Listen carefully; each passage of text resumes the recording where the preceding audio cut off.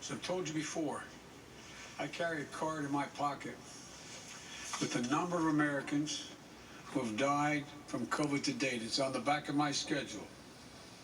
As of now, total deaths in America, 527,726. That's more deaths than in World War I, World War II, the Vietnam War, and 9/11 combined. There were husbands, wives, sons and daughters, grandparents, friends, neighbors, young and old. They leave behind loved ones, unable to truly grieve or to heal, even to have a funeral. But I'm also thinking about everyone else who lost this past year to natural causes, by cruel fate of accident or other disease. They too died alone. They too leave behind loved ones who are hurting badly. You know, you've often heard me say before, I talk about the longest walk any parent can make is up a short flight of stairs to his child's bedroom to say, I'm sorry, but I lost my job. Can't be here anymore. Like my dad told me when he lost his job in Scranton. So many of you have had to make that same walk this past year. You lost your job. You closed your business. Facing eviction, homelessness, hunger, a loss of control. Maybe worst of all, a loss of hope. Watching a generation of children who maybe said that always filled us with joy have become things we couldn't do and broke our hearts. Too often, we've turned against one another. A mask, the easiest thing to do to save lives. Sometimes it divides us. States pitted against one another instead of working with each other. Vicious hate crimes against Asian Americans who've been attacked, harassed, blamed, and scapegoated. At this very moment, so many of them are fellow Americans. They're on the front lines of this pandemic trying to save lives. And the science, work together. Put trust and faith in our government to fulfill its most important function, which is protecting the American people. No function more important. We need to remember the government isn't some foreign force in a distant capital. No, it's us, all of us. The only way to get our lives back, to get our economy back on track, is to beat the virus. You've been hearing me say that for while I was running and the last 50 days I've been president. But this is one of the most complex operations we've ever undertaken as a nation in a long time. That's why I'm using every power I have as President of the United States to put us on a war footing to get the job done. Sounds like hyperbole, but I mean it, a war footing. And thank God we're making some real progress now. In my first full day in office, I was to administer the shots. And we've been creating more places to get the shots. We've made it possible for you to get a vaccine at nearly any one of 10,000 pharmacies across the country. I will direct all states, tribes, and territories to make all adults, people 18 and over, eligible to be vaccinated. No, every American to do their part. And that's not hyperbole. I need you. I need you to get vaccinated when it's your turn and when you can find an opportunity. Be the truth.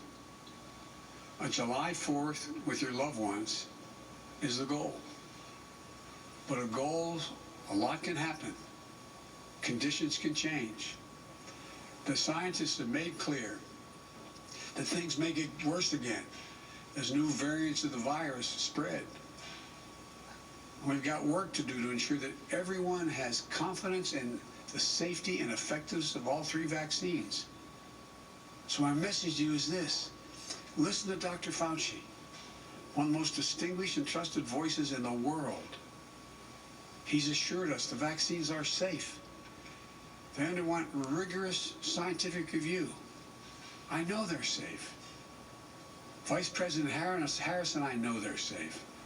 That's why we got the vaccine publicly in front of cameras, so for the world to see, so you can see us do it. Into a hopeful spring and summer is not the time to not stick with the rules. I'll close with this. We've lost so much over the last year. We've lost family and friends. We've lost businesses and dreams we spent years building. We've lost time with each other. And our children have lost so much time with and our democracy can deliver on really hard things for the American people. But as I stand here tonight, we're proving once again something I've said time and time again to the probably tired of hearing me say it. I say it to foreign leaders and domestic alike. It's never, ever a good bet to bet against the American people. America is coming back. The development, manufacture, and distribution of vaccines in record time is a true miracle of science.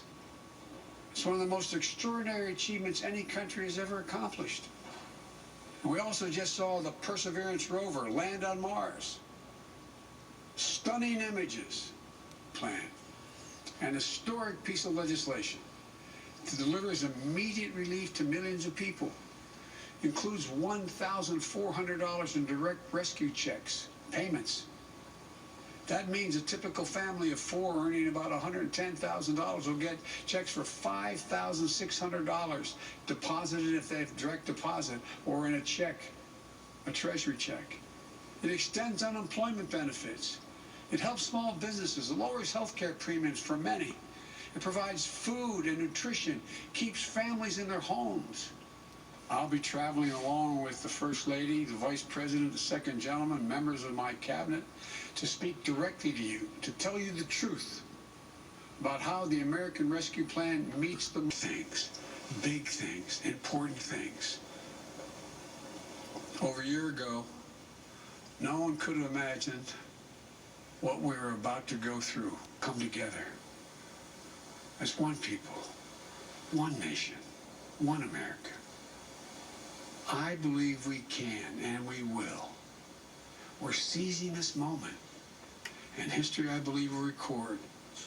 We faced and overcame one of the toughest and darkest periods in this nation's history, darkest we've ever known.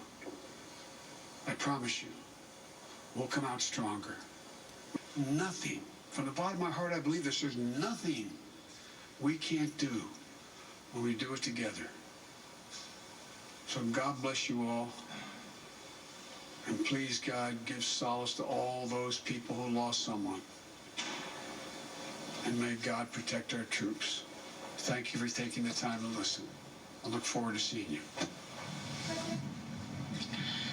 President, on the occasion of 1 year since the COVID virus was declared a worldwide pandemic, and the big headline out of this speech, he says by May 1st, the White House will direct all states to expand eligibility for the vaccine to every American, regardless of age or previous health condition, but also noted that it wouldn't be until May 30th that the White House expects there to be enough vaccine supply